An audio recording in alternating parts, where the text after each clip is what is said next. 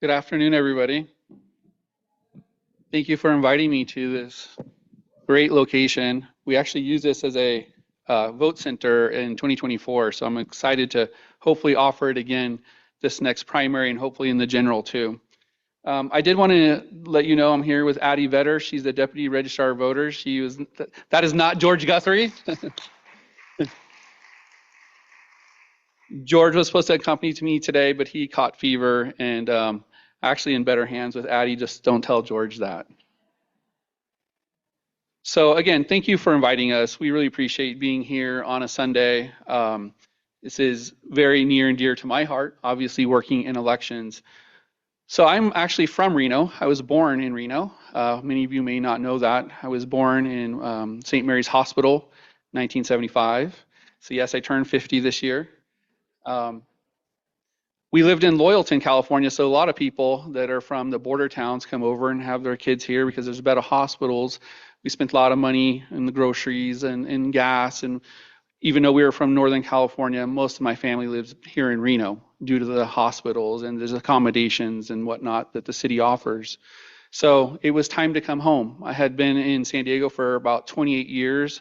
As she had mentioned, I had spent about, I don't know, maybe 6 to 8 years in elections over there as the assistant registrar of voters at the end of that, and then decided, again, time to come home, see family that I haven't seen in quite some time. So my grandma had 9 kids, and they all, most of them all live around here. So I have about 72 cousins that live in the city. So then one of them might be out here, who knows? But more importantly, I appreciate you guys opening your house, if you will, of worship to me today and to Addie.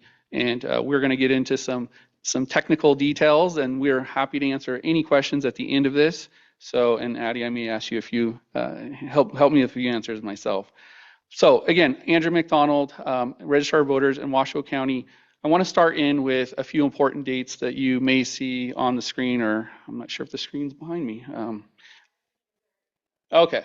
Well, for those of you who can't see it, so important dates for the upcoming election. Sample ballot booklets. May 20th is when sample ballots must go out into the mail. Okay. That is very important. That is new NRS state statute that we must get sample ballots out before ballots. Must. So in-state ballots will go out on May 21st. Those are the deadlines. We are striving to get sample ballots and ballots out before that, but that is the deadline based on Nevada revised statutes. Also, early voting begins May 23rd. So if you are an early voter, please come out and vote with us. We have 2 weeks to do so. And voting ends on June 5th for early voting. We have the weekend to prepare to get ready for Election Day, which is on June 9th. And then we'll do the canvass of the vote on June 18th. June 18th is canvass of the vote. Typically be on June 19th, but June 19th is Juneteenth, or it's a state holiday. So we're going to canvass that vote early one day this year. Okay. So in regards to in-person voting, there is a big change coming to Washoe County that I think you guys will all be happy with, I'm hoping. That is ballot marking devices, which means we are going to outfit every single location, early voting and election day vote centers, with the ability to print your full-length ballot out at the location. Yes, yeah. Thank you. Why is that a big deal? Because people want a tangible ballot that they can feel, touch, and see in their hands out at the in-person voting before they actually cast it. And you'll be casting it, not us. You will be casting it into the tabulator yourself. So that is new in Washoe County. Before, you would go through and you would vote and you would have a VVPAT or a verified voter paper audit trail. And this is replacing that with a tangible ballot. So no longer will you be able to try to look at that screen as it's rolling and the lights coming on and you're trying to see if all your votes counted.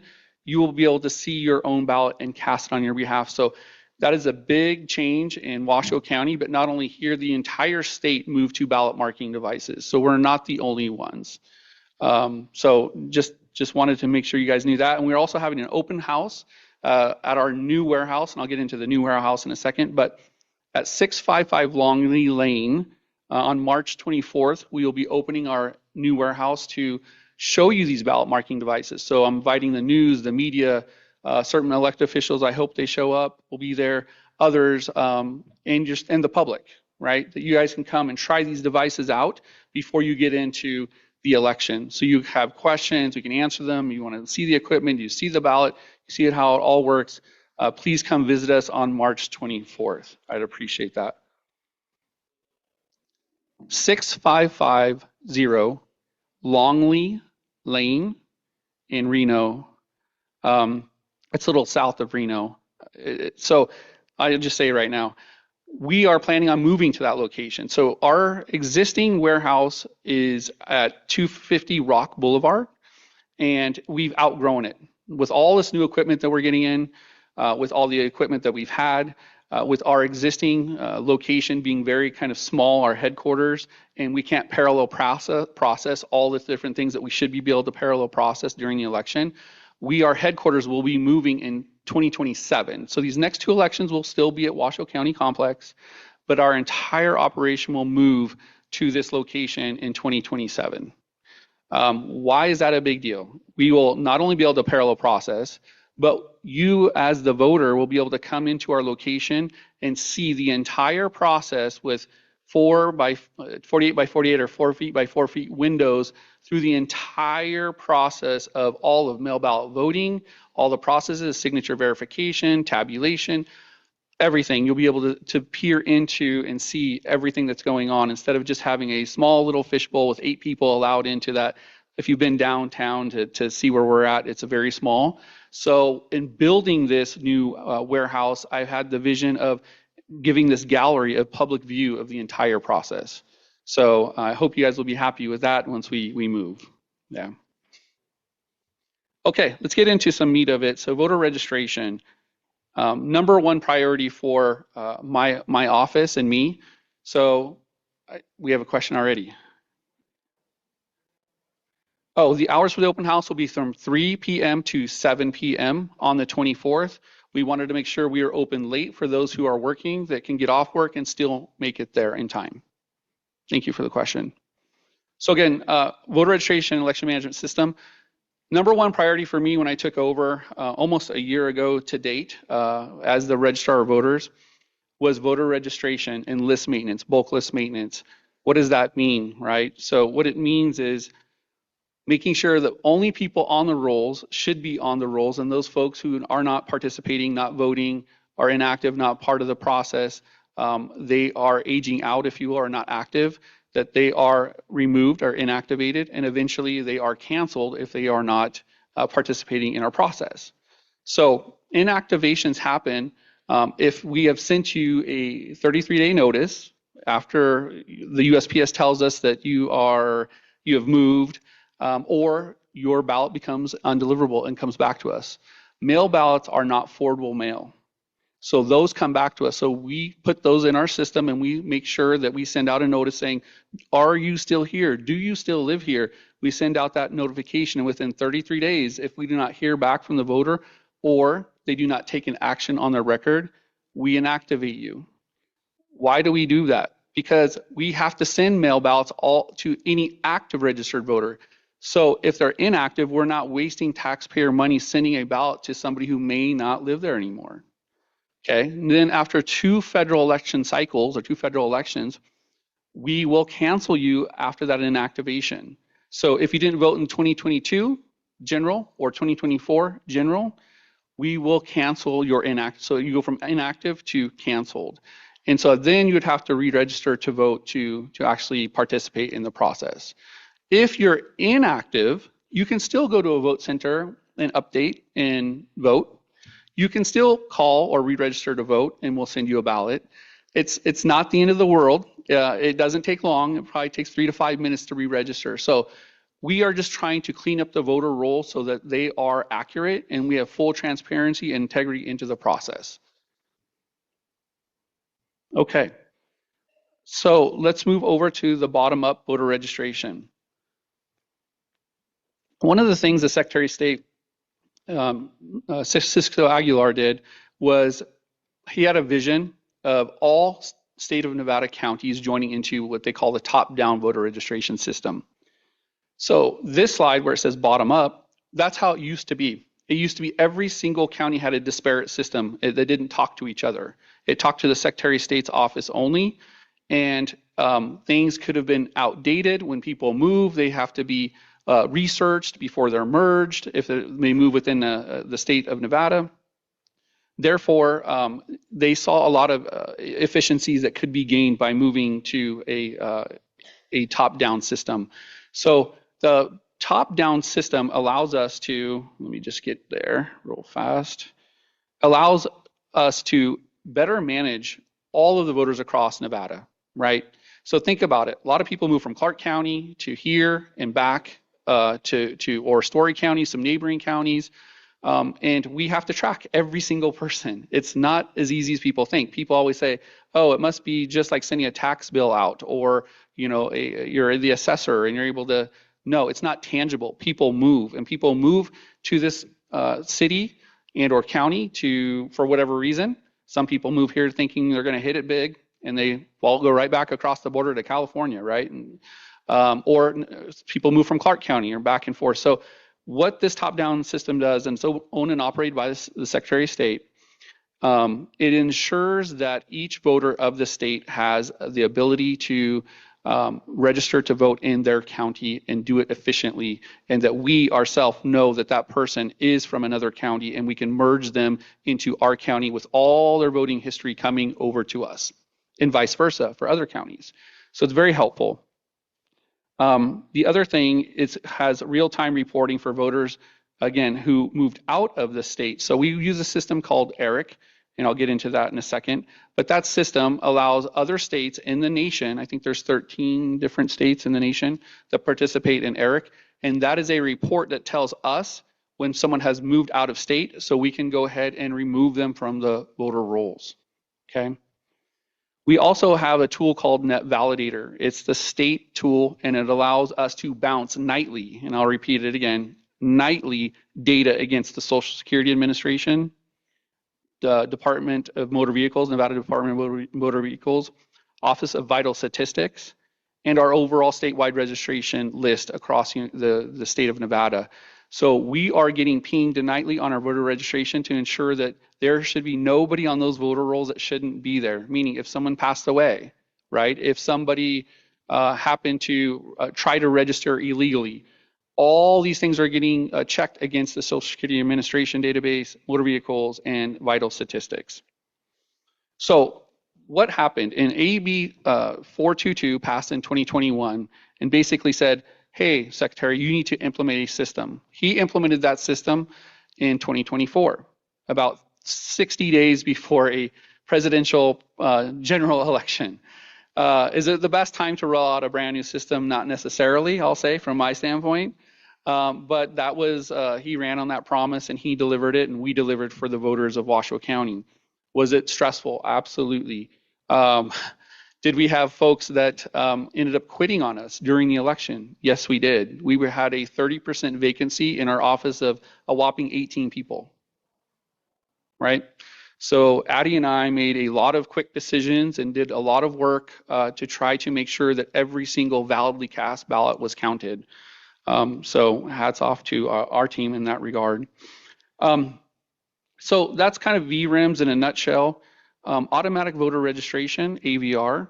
So if you see the picture, the DMV little logo back there, it's kind of almost like motor voter. So what is automatic voter registration? It used to be where you'd go to the DMV and you could say, I want to register to vote. They'd hand you a form, you'd fill it out, and you'd hand it back to them. And they would help our office register, you to register to vote. Now, every time you go to update your license, make a change to your record, they actually send that information to us, and you're automatically registered to vote. Automatically. So if you're of age and you hit the qualification, you're eligible, they will automatically register you, and our office will send you the form. And it says, if you want to stay, if you're a new voter, by the way, if you want to stay NP, because that's the default group now, nonpartisan, if you want to stay nonpartisan, don't do anything. Now, there's a lot of people that don't do anything, right? They don't know. A lot of young voters don't know what to do. Maybe they haven't talked to their parents, grandparents, community members, etc. So it's important that the youth start having deeper conversations. But the DMV is now registering folks to vote, and they are validating them before it comes to our office, the DMV. So they're ensuring that they're of age, they're ensuring they're a U.S. citizen, they're ensuring all the information that they're not an illegal citizen, etc. So I just want to make sure that you're understanding that the DMV is making sure and determining eligibility before that information is forwarded over to us. Changes to the automatic voter registration system and starting in 2025. So in 2021, AB 432 passed. And it didn't become effective, though, until many years later, as you can see on the slide, effective January 2025. So since January 1st of 2025 till today, that has been in effect, meaning the DMV is automatically registering folks to vote. It's no longer an opt-in process, like I was saying before, where you would have a form and fill out a form and send it back and forth. Nope, they're automatically doing it for you. And you have no option to choose a party at the DMV. That's the other thing. They are automatically, if you're a brand new voter, they are choosing a nonpartisan for you. Now, if you are a Democrat or Republican and you go into the DMV, they are not messing with your registration. They should not be messing with your registration. We still send out a form to you to say, if you want to stick with the same party you have, you don't need to do anything. If you want to change parties, we are in a primary, folks, which means people flop parties back and forth depending on what day of the week it could be at times, right? So if you do want to change your party, you would fill out that form, send it back to us, and we will help you change your party, okay? But this is important information, especially as we go into a primary, because we have so many nonpartisans. Addie, how many out of the Washoe County registered voters are nonpartisan? 33-ish%, maybe 33 to 35%. The other is split almost evenly between Republican and Democrat. It is crazy how close it is. And that's why Nevada not only is a swing state, but Washoe County is a swing county within this state. We are very, very important to all voting in not only the country, but in the state. Most folks know how Clark County is going to vote, and it usually works out that way. But people don't know how Washoe County is going to vote, and that's why the New York Times came and interviewed me, the MSNBC, Fox, and a bunch of others in the 2024 general election. It felt like I was in Congress. I was up here, and there was all these cameras, probably 15 of them, pointed at me, asking me questions about the election, because we matter. Whether you think we do or not, whether your vote you think it does or not, it does. It matters. So we encourage you, please vote. Okay, moving on. So bulk list maintenance, and you'll have your chance to answer, ask any questions if I miss something here. So bulk list maintenance. What is bulk list maintenance? It really means cleaning the voter rolls, but we do it through almost like a project, right? So we look at all this data and we say, okay, we had, let's just say 20,000 ballots get returned to us on election day, right? So 20,000 ballots, we know they got returned because they're non-forwardable mail. So now after the election, we need to send out a notice, a card notice, right? They call it an AD2 card or an address confirmation card. When those come back to us, that's when we start the inactivation process on those voters. And what we're doing is maintaining our rolls. That is exactly what we're doing. It's not much more complicated than that. Then we hold that in the system, and the system itself times it.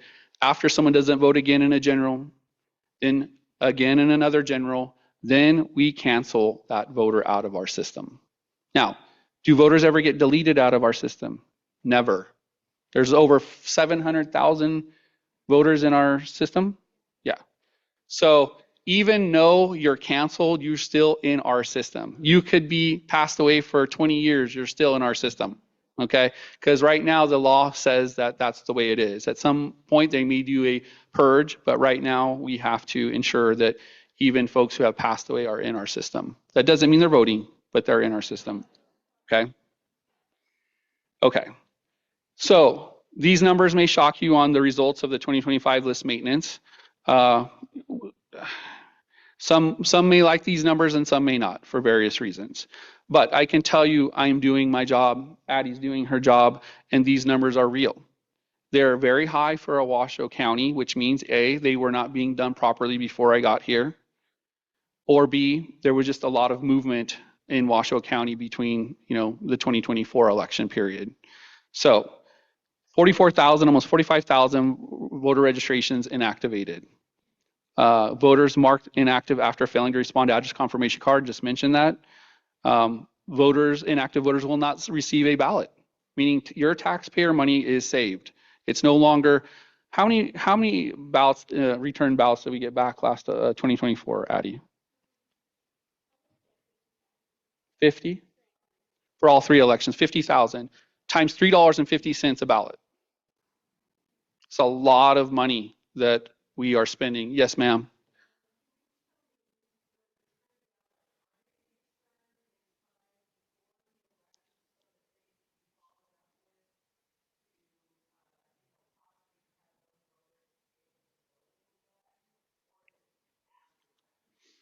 Addie, do you want to handle that? You want to step up real quick? Yeah, good. The question was if we get the ballots back in a timely manner enough to have them go vote. The answer is it's all dependent on the post office. Some of them, when we drop in-state ballots, which is the majority, we get a big bulk of those back, let's say 2 weeks after we drop them. The big thing here, though, is to remember is they're still active voters. So they can still, even if we get an undeliverable ballot for somebody, they can still walk into a vote center and vote in person. They can make an update online and we can send them a new mail ballot if they change it in time. So they still are able to do those things.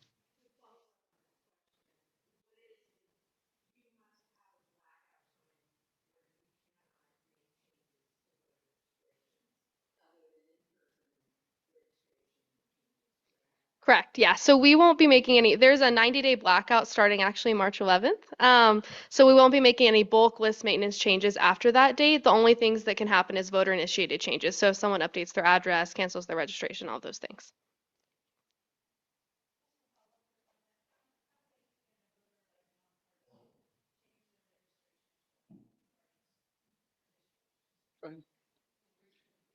So I'm letting Addie answer this because she is the voter registration queen. No joke. She's responsible for a lot of this and she knows it like the back of her hand. So I just want to make sure that she can answer this. What was your question again?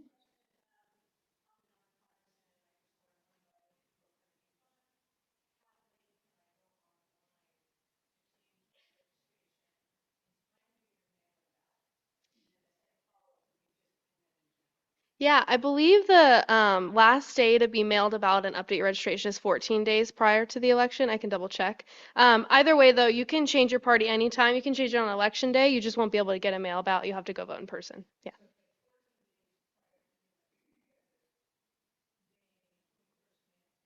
Yes. Oh, actually, prior to the election, yeah. So end of, yeah. hmm It would have to be 14 days before the election, so near the end of May, somewhere in there. And I'll get you guys the date. I can look. Yep.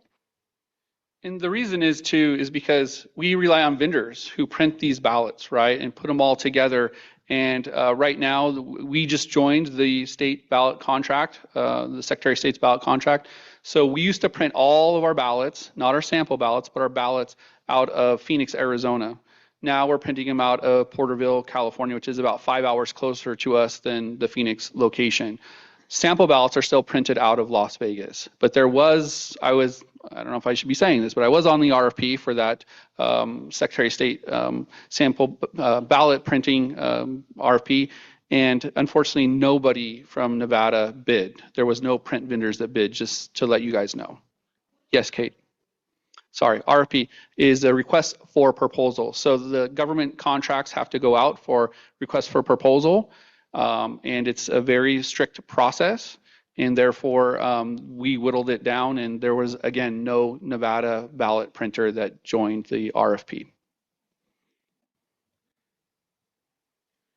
Lost my slides. Just give me a second, guys.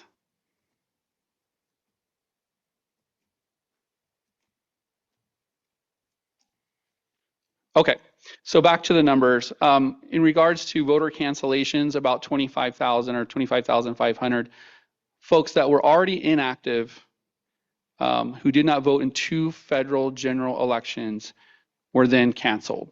So between the two, it's almost 70,000 voters in Washoe County that in a year we have inactivated and canceled. That's about 15% of our voter roll here in Washoe County. Yeah, it made a lot of news. I've been talking about address confirmation cards for a while here, and this just kind of talks about the process, the 30-day process after it's mailed to you. Failing to respond will make our office have to inactivate you, and you can update. However, if you could update still by postcard or online, even though you got a address confirmation card, or you send it back. A simple thing is just send it back to us, and we will keep your record active.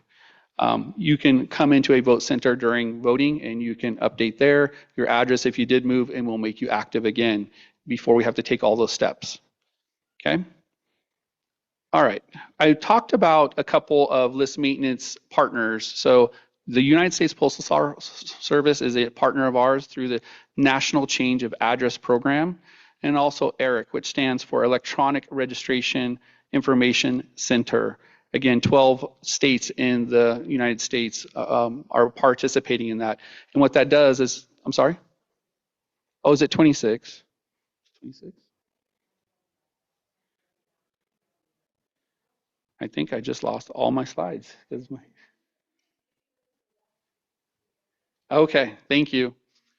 So those companies, and we'll confirm that number. Thank you for that.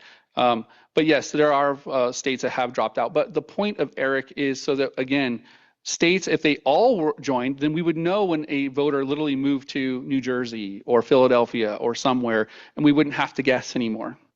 Right now, once they're out of our jurisdiction, we have no clue where they went. So once the post office sends mail and lets us know and integrates with our system, then we're able to start trying to contact that voter through those address confirmation cards. Next slide, please. However, a lot of this stuff starts with you, right? So the big finger pointing back at you is, please let us know when you decide to move to a different county, when you decide to move to a different state if you do so. Cancel your registration if you do that, so that we're not having to wait all these years and send all this information out and waste taxpayer money, right? So we're all guilty of it. I moved from California here and I forgot to cancel my own registration. Yep. But I eventually did. So, but it does start with the voter. And it's one of the last things that we think about when we're moving. We're worried about the moving truck and the boxes and the people and our bills and those things, but we forget about one of the most important processes is voting and letting our office know. Yes, ma'am.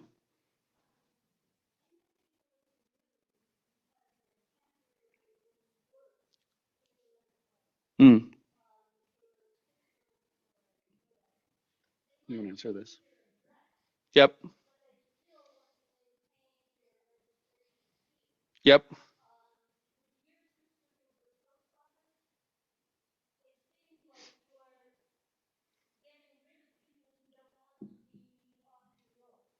I'm going to let Addie, the registration expert, answer that.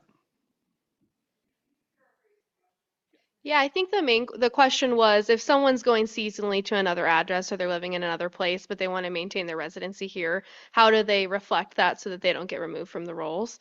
The answer is just making sure you update your registration. You can leave your residential address as your residence here and update your mailing address to somewhere else where you want your mail sent. Or if you, let's say you're only going to be there during the period for an election and you don't want it to be your mailing address, you can fill out a mail ballot preference form. And essentially that's telling us, please send my ballot to this location for this period of time.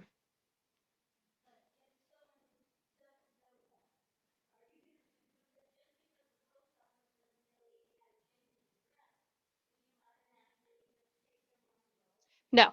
So the post office is kind of it's a flag for us to be able to reach out to them again. So when we get that information, if we get something back, or if they say, hey, this person might live in this place, then we send that card to verify. So please respond and tell us, do you want to cancel? Do you want to update? Give us your new mailing address. And that's when, if we don't get that card back, we'll take an action. Yeah. Good question. Thank you.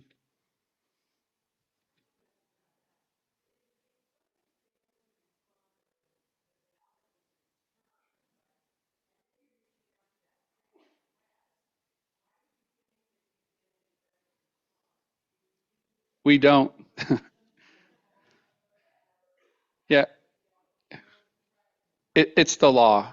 We have to reach back out. So once the ballot comes back to us by Nevada revised statutes, we have to send an address confirmation card to that voter, even though we know they're probably not going to return it. Some do, by the way, but very few do. And then we have to start that process of inactivation.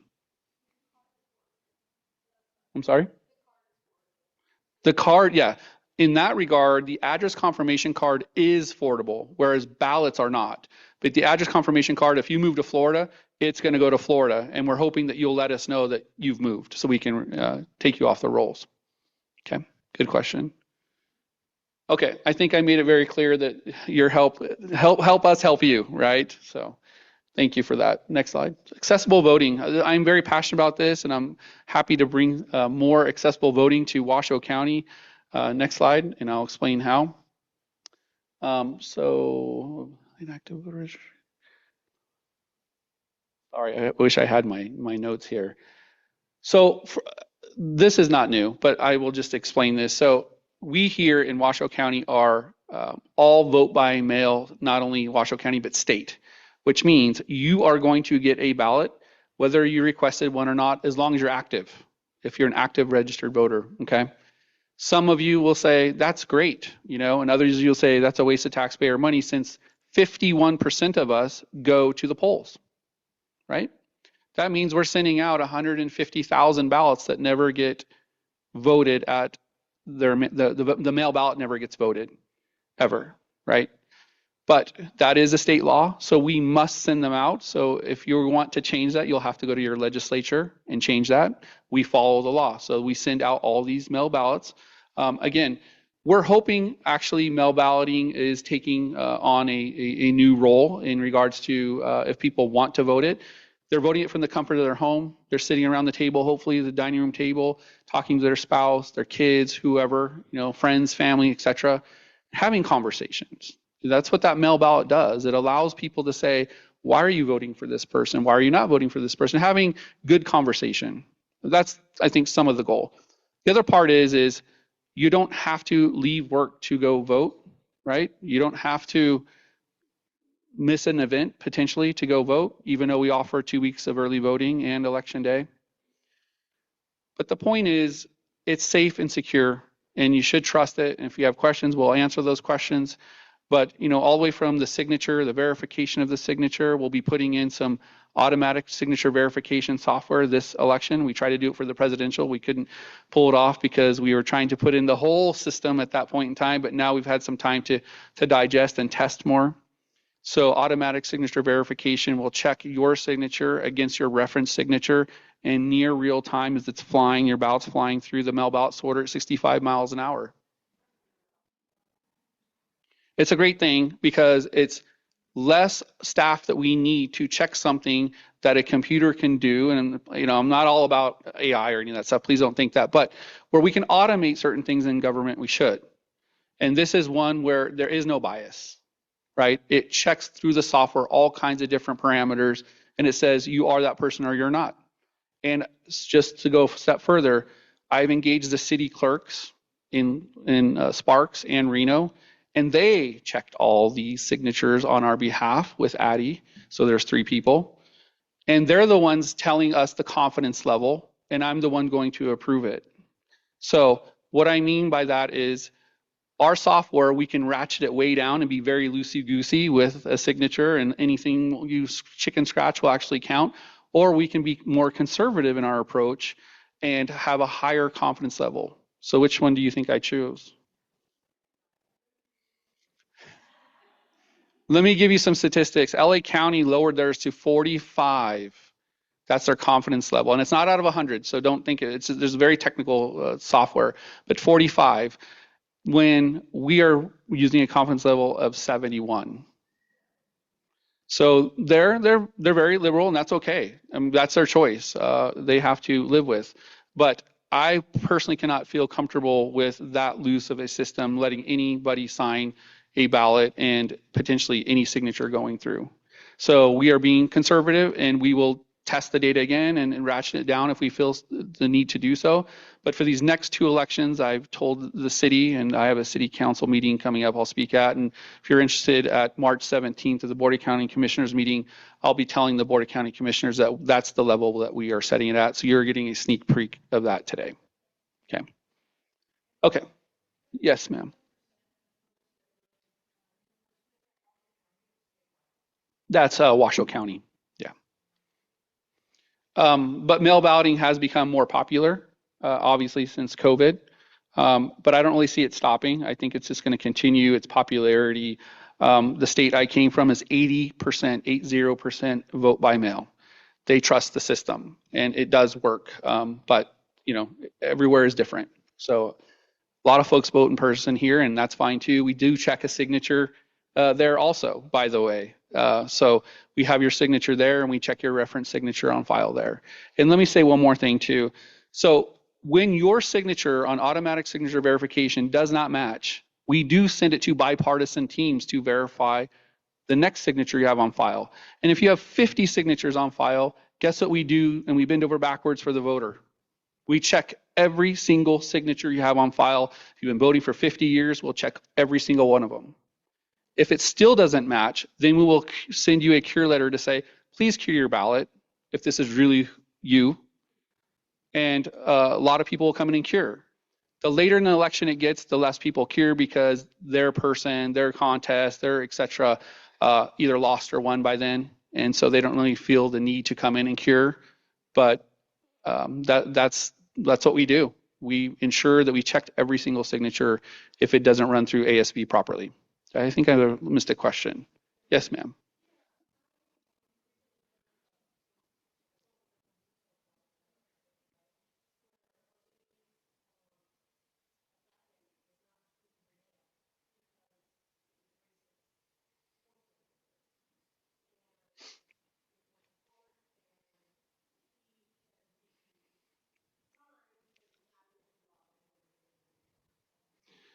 Yeah, that is, to me, it's completely ridiculous. Doesn't matter your skin color, you deserve a vote. I can't comment on the USPS. I don't know that story, but I'm really sorry to hear that. We send ballots out to everybody's, if they're an active registered voter, we're going to send you a ballot.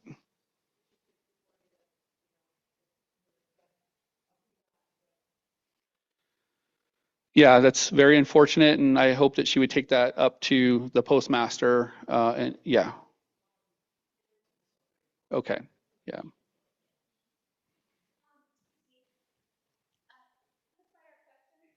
Yeah, sorry, I'm answering them one at a time.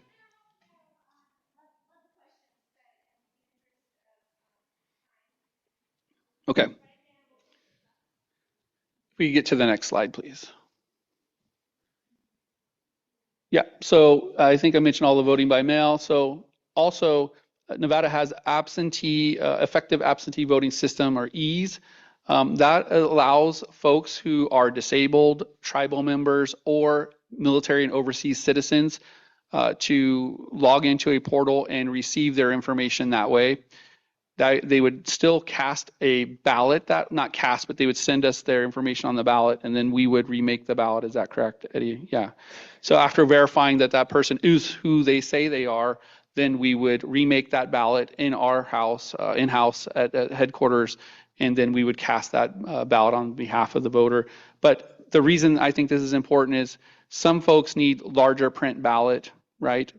Some people are away from their town, visiting family, friends, etc., and need a ability to do this. Some of the tribal members may not leave the tribe, and they don't want to come on to other lands. So in that regard, we offer these solutions. Go ahead. So accessible vote centers. Skip the line and check in with us. We may not have done a good job of this in the past, and I apologize on behalf of our office.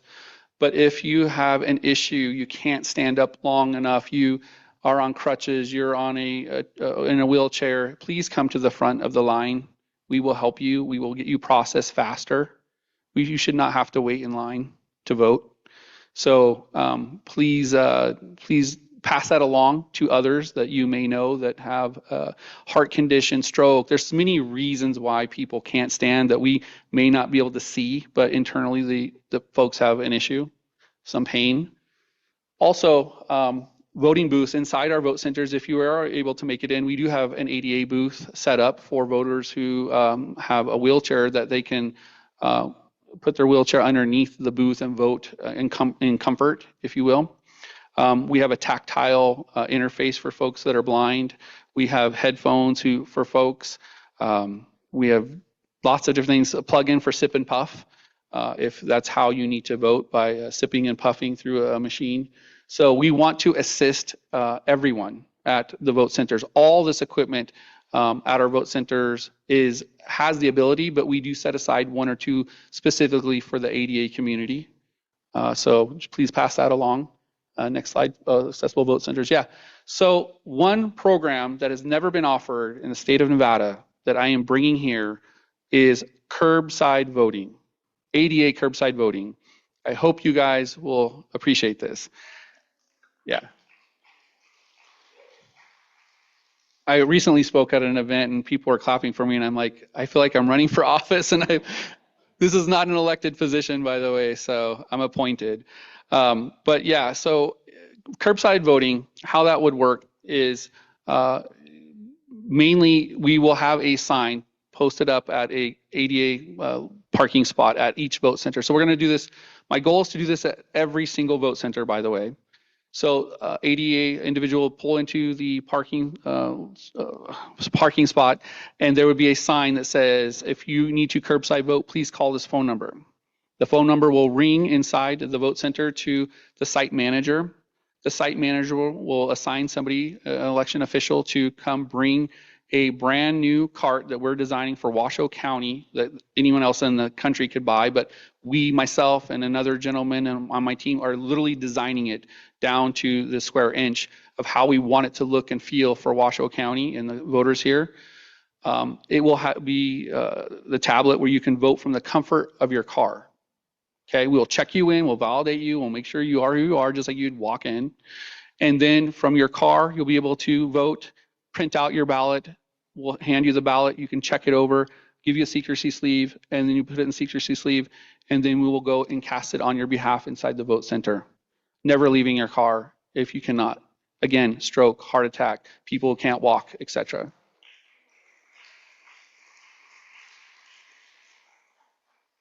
Yeah, I had this in the previous county and it worked really, really well. And it's time for Nevada to bump up its game, if you will, here in this area. So we're doing that in Washoe. And that is kind of the process. Again, pull in, call us, we'll bring it out to you, we'll verify who you are, and we'll let you vote from your car and then, again, cast on your behalf. Next slide, please. So Title II, why are we doing this? Not only is it the right thing to do, but the second reason we're doing it, and it's a minor one compared to the first, but 80% of our vote centers are not ADA compliant. 80%. So in 2024 at the primary, we were, I'll call it, sued by the DOJ. They came out to several of our vote centers. There were 55 on election day. They came and visited 10 of them, and all 10 failed miserably. Okay. So we have been trying to figure out how we can make some of these locations more ADA compliant. So we were holding off. We had to hire an expert. So we came to a settlement agreement with the DOJ. We had to hire an ADA expert. They had to come with us and verify all these locations, do the site survey. It's a 170-point checklist at every single location. There is slope and ratio and all these grades and all these things just to get into the parking spot that we have to measure. There's width of the sidewalk, there's cracks, there's all these things, the reasons that we failed. And when I say we, there's Washoe County facilities that failed, there's tribal facilities that failed, there's private companies, City of Sparks, City of Reno failed. It's not just our facility, but as you know, voting doesn't just happen at Washoe County facilities, it happens all across the county at different types of facilities. They all failed, okay?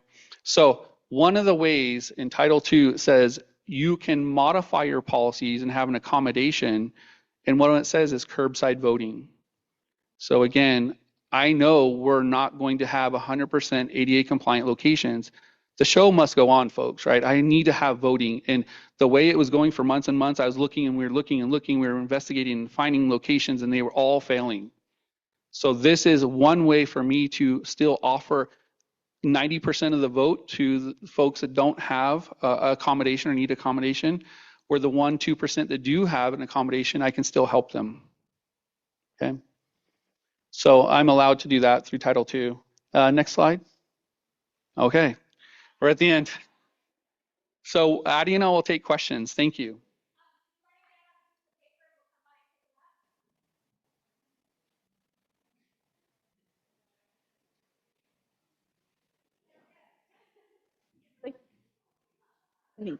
I will say it, they will say it back. Oh, okay. Sure that, He got it. no. I already did. And here. Oh. So first question is for Andrew. With the huge success of Project 2025, especially in regards to voter suppression, what can we, the public, do to help ensure as many citizens as possible can vote? And the questioner's concern is early voting localities that are no longer available, like libraries and Raley's. We're going to come back up because, first of all, we can't see all of you. And second of all, it just feels weird sitting down answering questions.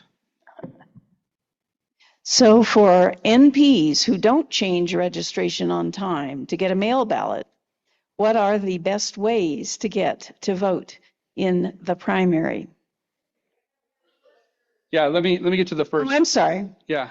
I thought you said I wasn't going to answer that. You meant No, oh, no, sitting no. down. I wanted to come back up. Yeah. Okay. So the first question revolved around Project 2025, which I've not read, and disenfranchising of voters, right? And how can they get involved? Is that what? Yes. Sorry. With the huge success of Project 2025, especially in regards to voter suppression, what can we, the public, do to help ensure as many citizens as possible vote? Okay. Yeah, so again, I have never read 2025, so I'm not even sure what that says. But to get involved is a few things that you can do. Obviously, first of all, check your voter registration. If you're not registered to vote, please register to vote, number one. Number two, talk to your family, friends, etc. This election is extremely important for Washoe County and the locals, right? So you have both city mayors up, you have the DA up for election, governor. Every office in the county except for 2 commissioners is up. The clerk's office, the treasurer, the assessor, again, the DA, others.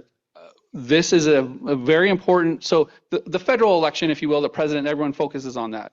But where it really hits home and matters the most is local races, right? So again, please talk to folks who you think that are or not registered and make sure they check their voter registration, make sure that they have a political party if they want to have a political party so they get the right ballot. Again, the primary, we send you your ballot of your political party. So if you're a Democrat, we're going to send you a Democrat ballot. If you're a Republican, Republican ballot. If you don't have a party, you don't claim a party, political party, we're going to send you the NP ballot, which does not allow you to vote for partisan office. So please, please educate folks on that. So we have some questions on vote centers. How many vote centers will be set up? And the question says, any former locations not having been used this cycle? Yeah, I appreciate that question a lot. So we were hoping to get all of our vote centers done by December 31st of 2025. And here we are March 1st and still not 100% done. The reason is, again, because the ADA compliance. So I had to hire, well, actually, our Title II coordinator had to hire an ADA expert. That gentleman came from UNR as a consultant. He's in a wheelchair himself, and he went out to all the site visits with us. But that takes time. Let me step back. Even all of our locations expired at the end of 2024, the general election. So we have 55 election day locations and 24 early voting locations. All those contracts expired. So they were only good for a certain amount of time. So while we have a great blank canvas, that also means that we are searching for vote centers left and right that had to be compatible, ADA compatible. So we spent months trying to find compatible locations. And finally, I said, enough is enough. We're going to have to just utilize some of the existing ones and find new ones. So it's taken much longer. That's why we're here in March instead of end of December. Will we have new ones? Yes. Will we have old ones? Yes. Will we utilize the schools on election day? Absolutely, schools, because school closes up for election day. So those are about 50+% of our vote centers on election day are schools. But yes, I don't have the list in front of me, but I'm hoping to finalize the vote centers before the county commissioner meeting on the 17th of this month.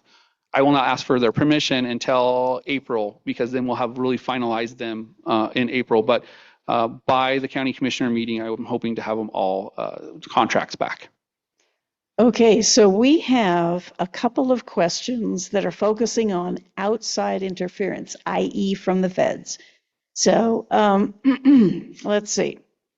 What if federal agents show up in or near polling locations asking for identity papers, proof of citizenship? These are all sort of the same thing. Is local law enforcement ready to intervene to protect voters and poll workers from federal agents? Do we need local state legislation or agreements? Will there be training for poll workers, local law enforcement, DAs, etc.? Yeah, interesting question. So we train our poll workers like we would train them for any other election. Federal interference right now, is it possible? Possibly, yeah. Could it happen? Yes. But we train our poll workers to stay the course, not entertain the federal government in regards to things that possibly could happen. Now, does that mean that we won't probably have scenarios in training to say if this happens? If it happens, the first call is always to us, to my office, to ensure that I know about it and that I can get involved right away. Whether that means I have to take the sheriff down there, depending on where it's at, or the Reno police or Sparks police to get engaged in potential confrontation. Unfortunately, if that were to happen, yes. But I'm hoping not to do that. Most things are solved through talking and education. However, what happened in Georgia was real. What happened in Puerto Rico, I don't know if you had read about that before, but they did confiscate stuff, when I say stuff, election equipment and ballots out of Georgia. I think it's Fullerton? Yeah. So could that happen here with the SAVE Act and all these other acts going on? Potentially. And they could come tomorrow to our office and confiscate all kinds of voting equipment. Now, one thing you should know is after 22 months, the law says that I am to destroy ballots and the election that ran it, right? So therefore, we don't have anything from the 2022 election on hand and prior. So the federal government came and said, well, show me everything you've got from 2020 or 2016, those presidential elections. Yeah, go ahead, take a look. There is nothing. Ballots are destroyed. The electronic pieces are reformatted, et cetera. So there isn't anything to look for. Now, is 2024, if I'm hearing the party line, yes, obviously Trump won. So he's not looking for 2024. He's looking for other elections, right? Personally, wish he would just stop, looking. He won, he lost, he won. Done, right? So let's move on. But is it real? Can it happen? Absolutely, it could happen. And so I've been talking to the Secretary of State's office, Mark Voloshin, who's the Deputy Secretary of State for Elections, and said, hey, if this happens and they take all of our voting equipment, how are we going to vote in Washoe County? And he said, we're going to figure it out. We'll get the state funds. We will get you voting equipment. They've been working with our voting system vendor Liberty Vote, aka Old Dominion, the Dominion. they will guarantee us voting equipment so we can vote here in Washoe County. So please don't let that weigh on your mind too much. So, excuse me. Can we? So there was concern. I mean, I have like 6 of them here on the SAVE Act and how might the feds control Nevada election rules and processes, and what protections prevent federal intervention. I think that kind of Okay. covers a lot of Yeah, them. so the state, I answer to the Secretary of State, period. In this case, I don't answer to the president. I answer to Cisco Aguilar, the Secretary of State. So whatever he says goes. The Secretary of State defines election law along with the NRS. And so that's what we follow is the NRS. We don't follow what the federal government tells us. Yes, their voting systems are certified, such as like Liberty Vote. So in that regard, we do follow the standard for voting systems, but the Secretary of State's office certifies that system, right? So again, our office doesn't answer to the president in this regard. We answer to the Secretary of State and state. So as far as I know, Secretary of State is not handing over any information. There is a current lawsuit out there on that, and he has not handed over any voter roll or voter information to the president or the OJ.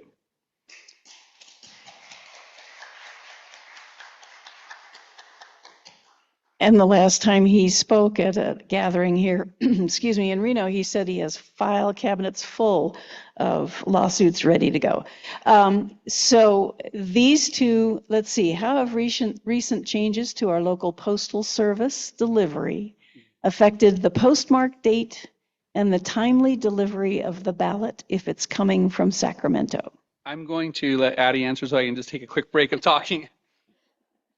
So we have a really good relationship with the post office. We actually just met with them last week, but they did, at least here in Reno, they transitioned to an RTO model, which I can't remember exactly what that means. Regional transportation. Yeah, regional transportation optimization model. And what that means is they essentially, using that model, they redefined what a postmark is. So a postmark now, the meaning of it is when it's actually ran through their machine. So a big difference of what happened is they'd go in the morning, they'd pick up ballots from the drop boxes, and then they'd go back in the evening and they pick them up again.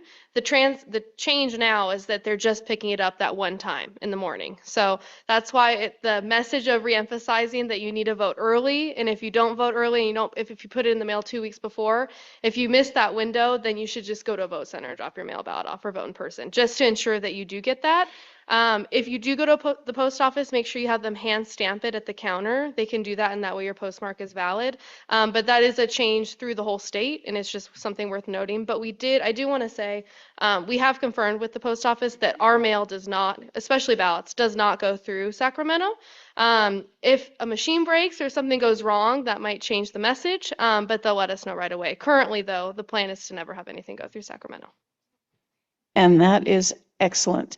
So this is about ICE. If ICE detains a registered voter during the elections, how will they be afforded an opportunity to vote?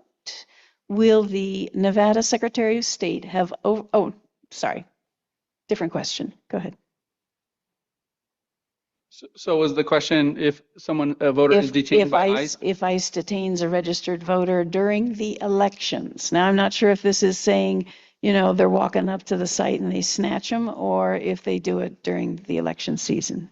So if they've already voted by mail, we're going to count that ballot. It's already in the stream. If they haven't voted, let's say they wanted to vote in person that day or in line, and some reason ICE pulled somebody out of line on election day, that would definitely be a problem. I'm actually not sure how they would vote if they detained them too long in that regard. This question is a great question, but I'm not sure it's for me to really answer. Yeah. It would be more probably for the Secretary of State or the feds. Yeah. And we're keeping these questions, and we'll put them in an order and see if we can get them answered in more detail. I have a couple that have to do with different sites and let's see, secret ballots in terms of the setups in different voting centers where people can read other people's screens. And will there be fast lanes when dropping off mail ballots at vote centers? So yes, there'll be fast lanes to drop off your mail ballot. Don't stand in line if you're dropping your mail ballot. Just come to the front and we will get you through the process faster. I went out to Spanish Springs. I live somewhat close by the library there, and I realized that my uncle, who I saw online, and my cousin had their mail ballots in their hand, and they said they had already been waiting an hour. And I'm like, what are you doing waiting here? So we will ensure that training our poll workers to tell people if you have a mail ballot and you're just dropping off, just get them processed fast. I mean, you're not even checking in; you're just going to drop it off, right? So we will ensure that is that's correct. You said something about the way vote centers are set up and secrecy screens. So one of the things that we're doing this time, since we have a blank canvas of trying to find new vote center locations, is ensuring that we are looking at the layout of the vote center to ensure it's also ADA compliant inside, but that the screens are properly formatted, if you will, or placed accordingly so that folks shouldn't be able to read a vote. It is hard at times, right? When you're setting up a location, one location may look like a triangle, another one's a square, another's a rectangle, another one has a big pillar in the middle of it. They're not easy to just have a one size fits all. Each location is different. Some locations are extremely tiny and small. I call it t-shirt sizes. We have extra small, small, large, extra large. So it's not always easy to have a perfect secrecy of the vote, right? But we do our best to protect your vote. So we have one couple on curing, and excuse me, it has to do with, are there other irregularities which voters are contacted in order to cure the ballot? They're referring back to the hanging chads. And then, has a real-time updating for ballot curing been addressed? So for curing specifically, there is a new one actually as of January 1st, 2025 with the new AVR bill that passed. Because if you're a brand new voter and you go to the DMV and we receive your information, you haven't actually affirmed to us that you do want to be registered to vote. You haven't told us that. You haven't signed.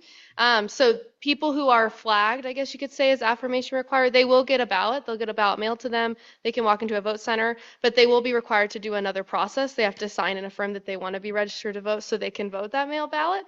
And if we get that ballot back and they haven't affirmed, there'll be a separate curing process for that. So let's say those are the two main flows other than provisional ballots when you vote in person. Can you talk about the curing process and Yes. how that happens? Yeah, so the second we know that we don't accept your ballot, let's say your signature doesn't matches, we'll send you a letter to your mailing address on file that's basically saying, please sign this affidavit, provide proof of identification. We have 5 ways to cure in Washoe County. You can send that back to us via mail. You can call our office and answer 3 challenge questions. You can visit our office in person and provide ID or answer the challenge questions. We use text to cure, which is actually a platform where you can actually text us and then provide that information. And then we use ENCODE, which is through the Secretary of State, where you actually can scan a QR code, and then it's kind of a digital platform where you take a picture of yourself, you take a picture of your ID, and then we receive that information and cure your ballot for you. Thank you. I have last 2 questions. The rest of the questions, we will do the research and we will get the information back to you. We'll work with the office on this. 1, do we get confirmation when our vote has been counted? And I know that we've gotten questions about this in terms of mail votes, mail-in votes, and then the in-person. Yeah, so the Secretary of State had a program called Ballot Tracks that you could track your ballot. If you signed up for that, then you would know when we actually received your ballot and when it was accepted/counted, right? There was another RFP or request for proposal. The Secretary of State went out recently. And so Ballot Tracks has lost that contract and it's going to a program called Ballot Scout. It's the same type of system. It's a different company. We'll mention this in our sample ballot booklet. And we're trying to figure out, will you need to re-register to, not to vote, but to have that system, or can we just move all that information migrated over properly? And so we'll give more information out on that, but Ballot Scout will be the way that you would be doing, getting notified of your ballot. Also, informed delivery, if you're not signed up through the USPS and you are using USPS, please sign up for informed delivery because you will know where your ballot is at any time in that regard, if it's coming to you, so you're informed that it's coming to you. That's important. But again, ballot scout is how you would be notified. How else is there for folks to know if their ballot got counted? You can go to the state's website, register-to-vote-nv.gov, and you can log in and you can say like update my registration or view my registration, and you can see that we've received it, and you can see if it's been rejected and you need to cure it. The big caveat here is that it's not going to show accepted or mail ballot counted until after we canvass the vote 10 days after the election. So just make sure. There's a lot of confusion about that in the general. You'll see we've got it, but you won't know that it's accepted until after we canvass. And that's from the state, right? Because the top-down voter registration system. That's not because we don't want to tell people. Yeah. Okay.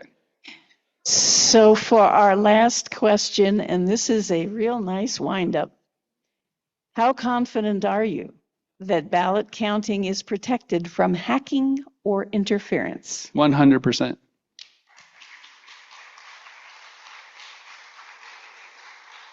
Let me just build on that a little bit just for a second, please. So the voting system, Liberty Vote, and there's only two certified systems in the state of Nevada, Liberty Vote and ES&S. That's it. You got two choices. There's other states that have three choices or four choices, but in Nevada, you have two. California has three, okay? Now, why is that? I don't know. The Secretary of State is the one who chooses the voting system, and we've chose Liberty Vote. They all, out of the 17 counties, all of them but two use Liberty Vote, okay? The EAC, or Election Administration Commission, in the federal government has all kinds of labs try to break into these systems, people, coders, hackers, etc. Now, if you have the keys of the kingdom, you have the password, you have the time, you have all the things that you need, meaning it was an inside job, can something happen? Absolutely, something can happen. You can't protect everything, right? But what we can do has checks and balances along the way. So for like our tabulation room, the folks that are in there, I don't have access to it. My badge doesn't work in there, meaning I don't want my hands on that keyboard when we're counting votes. As the registrar, I don't need that. My team is doing that, right? So it doesn't make sense for me. Now, I'll be in there. You'll see me on news or camera or some pigpen project or some thing that's going on.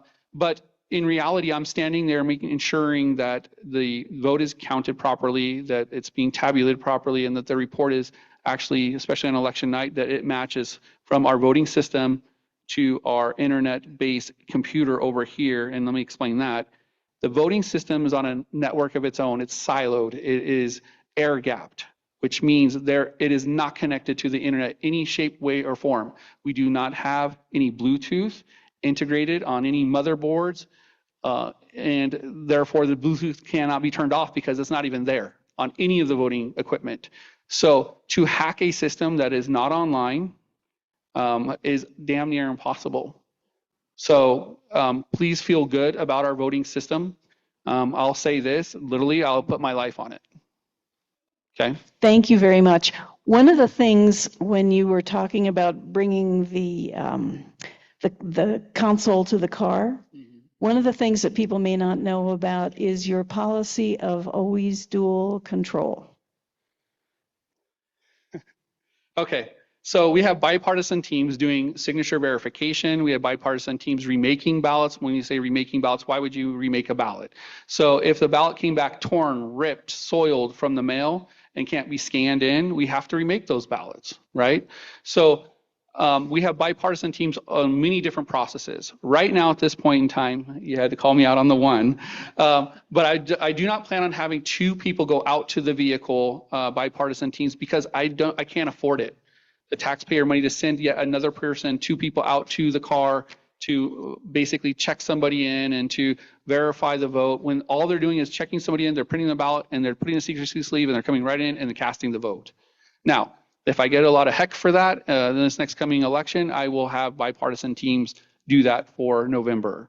But right now, that was not the plan. Voting is expensive, right? You guys are all paying for all this stuff, including me.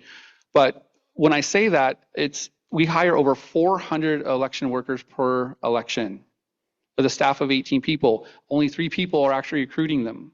And then we have to place them in bipartisan teams out at the vote center. So you'll never have a full Republican board nor a full Democrat board. You will have a mixed board of different folks from different political backgrounds out at those vote centers. However, I just, again, mentioning, the actual cart, wheeling it out there at this point in time, it would just be one individual that would be doing that. Thank you, because I think people don't understand that. The last question I have is, how would someone make an appointment with you? With me directly?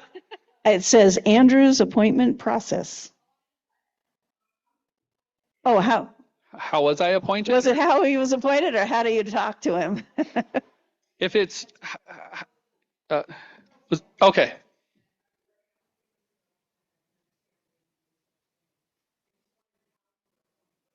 Got it. Oh. Yeah, so I competed. When I came here, I was a deputy registrar, just like Addie. And so when our registrar decided not to come back to work, I mean, I think you guys, a lot of you know that I'm the fourth registrar in 5 years, right? So I'm making it a point. I just need to hammer this home before I get into to answer your question.